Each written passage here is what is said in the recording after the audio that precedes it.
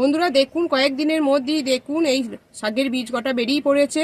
তাহলে আপনারা এইরকম একটা কম্পোস্ট সার তৈরি করুন। আর একটা দেখাচ্ছি কিভাবে লিকুইডটাও জমা হয়েছে, আমি দেখাচ্ছি কতটা।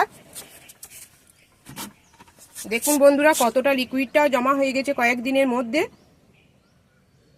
এটাও আপনারা এইরকম শীতের ফুল গাছ বা সব সিজনের ফুল গাছে আপনারা 1:10 অনুপাতে আপনারা প্রতিটি গাছে প্রয়োগ করবেন। দুর্দান্ত একটা NPK এটা লিকুইড তরলটা।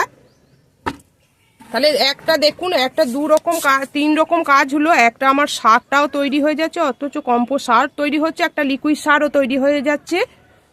তারপর যেটা দেখাবো দেখুন বন্ধুরা, আমার কাছে আছে দেখুন এটা মেথি ভিজিয়ে রেখে দিয়েছিলাম, কিরকম এটা অঙ্কুরোদ্গম হয়ে গিয়েছে। এইগুলো আমি আমার বড় বড় গাছের গোড়ায় আমি এই বীজ কটা প্রতিস্থাপন করব। তার আগে আমি দেখাচ্ছি আমার গাছের গোড়ায় দেখুন